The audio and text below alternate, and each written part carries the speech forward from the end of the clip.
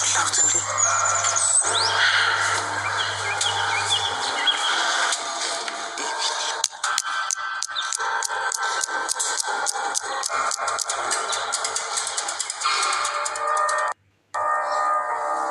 ዳጣይ በጣም ትልቅ ቁም ነገር ነው እየጠየኩሽ ያለሁት። አደራሽ ለመዋሸትና ለመሸወድ እንዳትሞክሪ። እማዬ ሽንቴ መጣ። አያይ ዛሬ ዋናውን ቢመጣ ልቀሽ። እሱ መጣ ችግር የለውም። በቃ የጠየኩሽን መልሽና ትሄጃለሽ። እማዬ ይሻላል። አዎ ግን እኮ እማዬ እዚህ ቤት እኮ ሰው ሞቷል። እሱን አውቃለሁ። እሱን ማቀበር ነው አይደል? ይልቅ እኔ የጠየኩሽን ጥያቄ መልሽልኝ። ምን እማዬ? አሁን ስለ እናትና ስለ አባትሽ አንድ ባንድ ትነግሪኛለሽ። ሰላም ለናታን በጻፈችው ደብዳቤ ስለ እናትሽ ጽፋለች። እናቴ ማናት እማዬ? አዎ ወረቀቱ ላይ ስለ እናትሽ ማንነት ተጽፏል። ዳጣ ሰላም እናቷ እንደሆነች አረጋገጠች። ይህንን ደግሞ ያወቀችው በወይዘሮ ማርታ የተነሳ ነው። እንግዲህ ማርታ እውነቱን ሁሉንም እንድትነግርኝ ይፈልጋለሁ። ዛሬ ቁም ነገር ነው ከአንቺ ጋራ ማውራት የምፈልገው። ምንም ነገር እንድትደብቅኝ አልፈልግም።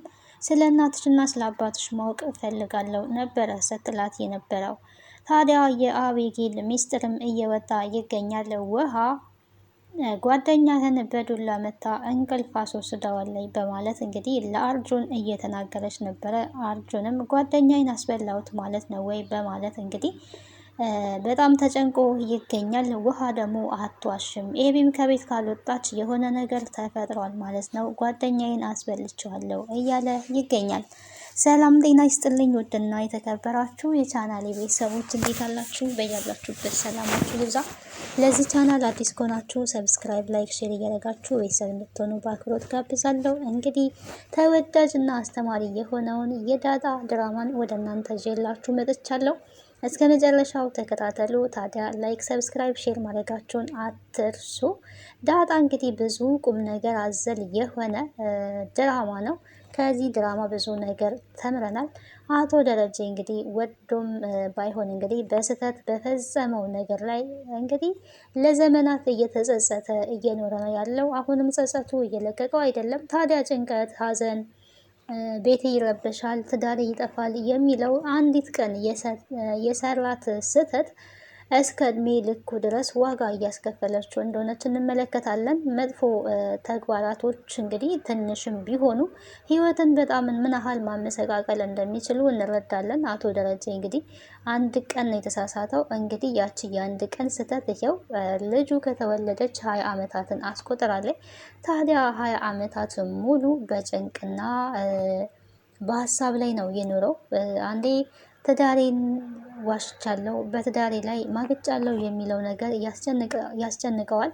ሌላኛው ደግሞ እንግዲህ ዳጣ ተወልዳ ከተጣለች ጀምሮ ምን ሆና ይሆን ሞታ ይሆን የሰው ነፍስ ነውና ፈጣሪ በዚህ ነፍስ ይጠይቀኛል፣ ይህን ነገር ማድረጌ ትልቅ ስህተት ነው ብሎ እንግዲህ ሲጨነቅ ነበረ። ምክንያቱም ሰውን ልጅን የሚያክል ነገር የሰው ልጅ ሜዳ ላይ አውጥቶ ጥሎ ፈጣሪ እንግዲህ ልጆችን ሲሰጠን እኛን አምኖብን ነው ተማምኖብን ነው ስለሚያስፈልገን ነው ፈጣሪ እየሰጠንን ደግሞ በቻልነው አቅም ተንከባክበን ማሳደግ ነው የሚገባን እንጂ አውጥቶ መጣል ተገቢ አይደለም፣ ኃጢአት ነው።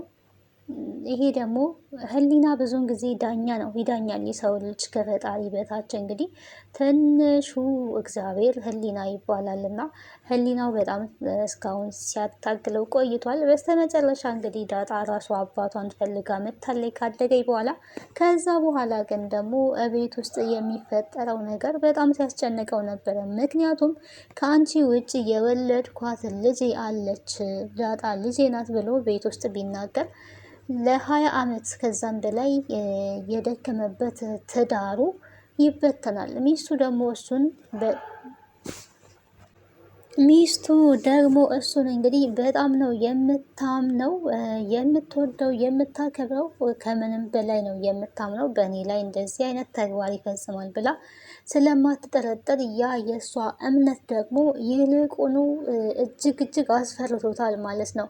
አንዳንድ ጊዜ ሴቶች ባሎቻቸውን ከመሬት ተነስተው የሚጠራጠሩ ሴቶች አሉ።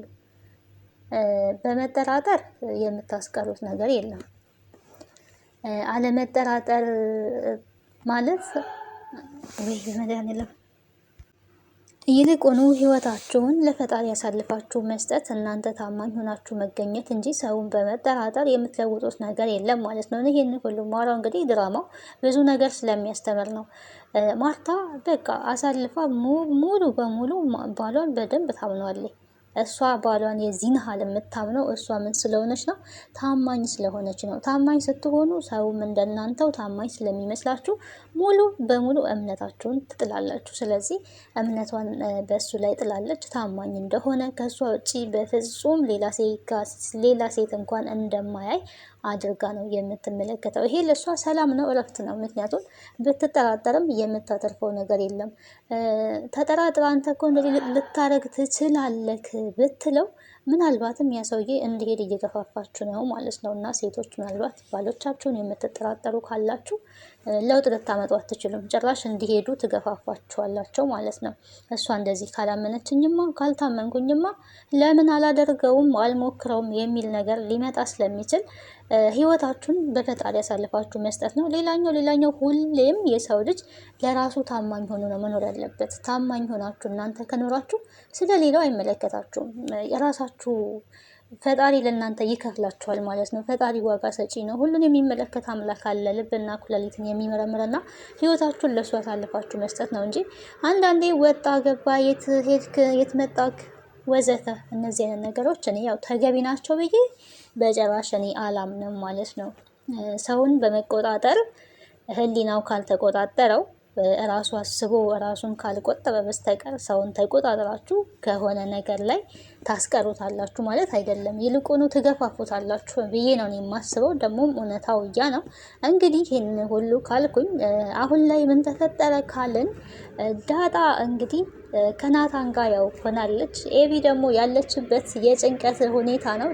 ኤቢ የዘራችሁን ነው እያጨደች ያለችው። ምክንያቱም አባቷ እንደዛ ሲሆንላት በስነ ስርዓት አሳድጎ ዋጋ ከፍሎ አስተምሮ፣ እሷ ግን አባቷን አሳልፋ ለመስጠት ሚስጥር ለማውጣት ምናልባትም አባትና እናቴ ቢጣሉ እኛ ሜዳ ላይ ልንወድቅ እንችላለን ብላ አለማሰቧ፣ ለአባቷ አለማሰቧ አሁን ላይ እንግዲህ ዋጋ እያስከፈላት ይገኛል። አባቷ ያላት እንግዲህ እኔ አንቺን ቀጥቼሻለሁ፣ ብዙ ነገር አድርጌሻለሁ። ከዚህ በኋላ ግን አንቺን ልቀጣሽ አልችልም።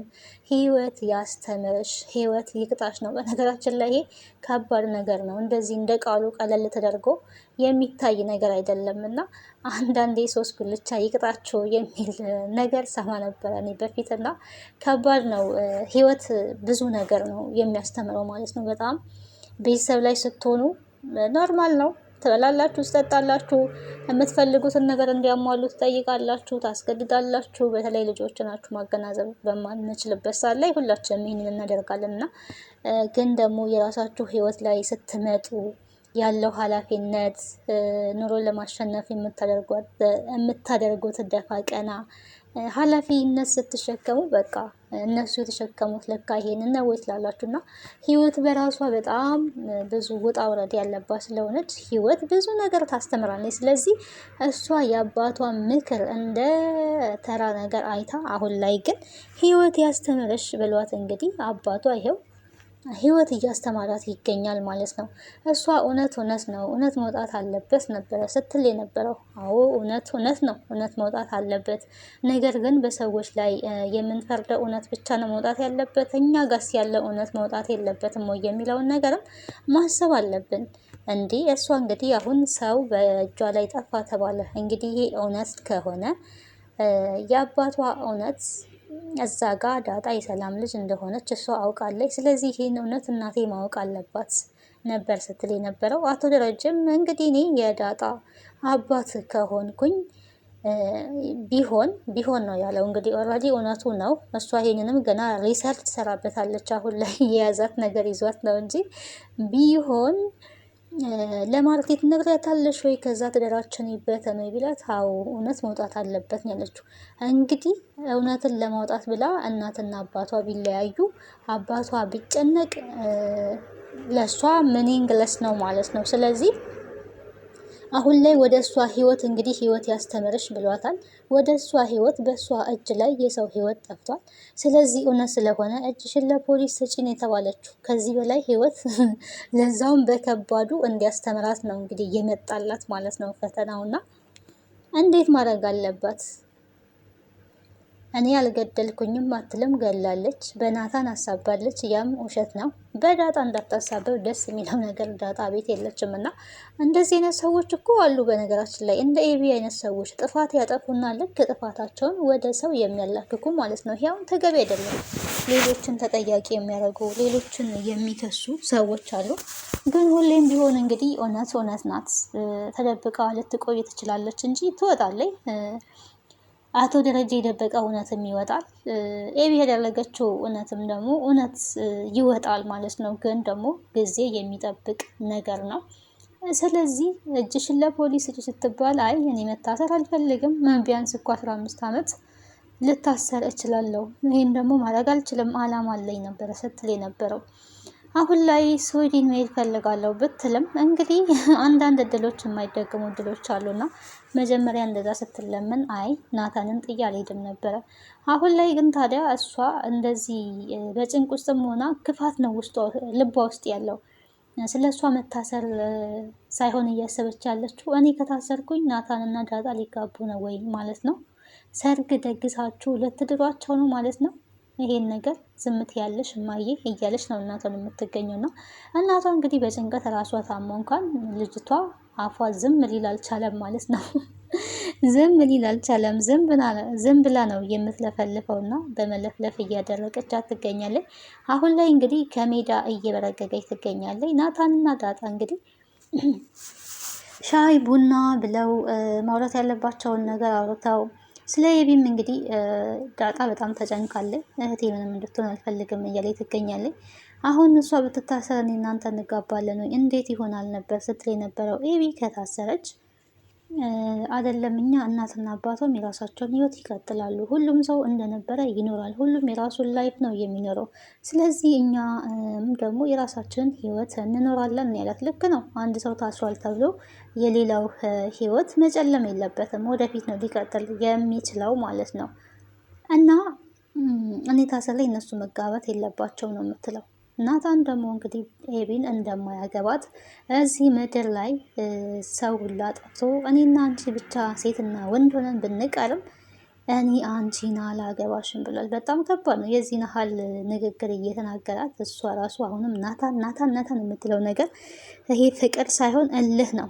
ፍቅር እኮ ለምትወዱት ሰው መኖር ነው በቃ እንጂ ግዴታ ያ ሰው የኔ ካልሆነ ብሎ ሙጭጭ የሚባል አማርኛ የለም። አንድ ሰው ከወደዳችሁት የእሱን ፍላጎት ማክበር አለባችሁ። እሱ ሌላ ሴት ወደደ፣ ዳጣን ወደደ፣ ኦልሬዲ ኦኬ በቃ መልካም ህይወት ብሎ የራስን ህይወት መጀመር ነው እንጂ የራስን ሰው መፈለግ ነው እንጂ ግዴታ እልህ ተያይዞ እሱ ማን ስለሆነ እሷ ከኔ እንዴት ትበልጣለች የሚለው ነገር አግባብ አይደለም። አሁን ላይ ታዲያ ማርቲ ዳጣን እያፋጠጠቻት ትገኛለች። ስለ እናትሽም ስለ አባትሽም እንድትነግሪኝ እፈልጋለሁ ነው ያለችው። እንግዲህ በመግቢያው ላይ እንደሰማችሁት እሷ እንግዲህ መጀመሪያ ስለ ናታን የምጠይቃት መስሏት ነበረ። ስለ ናታን ነው ወይ ነበር ስትል የነበረው። አይ ስለ እናትሽና ስለ አባትሽ እንድትነግሪኝ ፈልጋለሁ ነው ስትላት የነበረው። ያው ዳጣ ነገሮችን ማስቀየት ነው የምትፈልገው ብዙውን ጊዜ።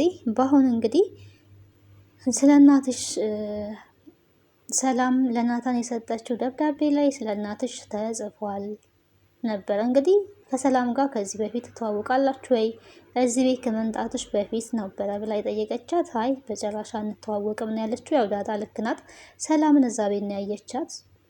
ሰላም እናቷ እንደሆነች እስካሁንም ድረስ እሷ የምታውቀውን ነገር የለም። ሌሎች እንግዲህ ናታን ያውቃል። ያው አባቷ አቶ ደረጀ እሱም ያውቃል። እንግዲህ ሌሎች አያውቁም። ኦልሬዲ ኤቢ ማውቃለች። ኤቢ ያወቀችው ነገር ደግሞ ውሸት ነው ተብሎ እየተካደ ነው። ኤቢ እንድታውቅ አልተፈለገም። ኦልሬዲ እንግዲህ አሁን ላይ ኤቢ የሰላምንና የዳጣን ዲኤንኤ ማስመርመሯ የማይቀር ነገር ነው። ሰላም እንግዲህ ወደ ቤት እመለሳለሁ እያለች ነው የምትገኘው። ግን እዛ ቤት እንድትመለስ አቶ ደረጀ አይፈልግም። ምክንያቱ ደግሞ እንግዲህ ያው የሁለት ልጆቹ እናት ናት። አንድ ላይ እንግዲህ ለሱ ለህሊናው ከባድ ነው። ማርቲ ያው ይሄን ሁሉ ስለማታውቅ ነው፣ ግልጽ ስላልሆነላት ነው። እሱ ግን እንግዲህ ሁለት ሚስት ያው እንደዛው በሉት እንግዲህ ልጆች ስለወለደችለት ሁለት ሚስትን አንድ ቤት ማስቀመጥ ከባድ ነው የሚሆነው። እንግዲህ ቀጣዩ ክፍል ምን ይሆናል?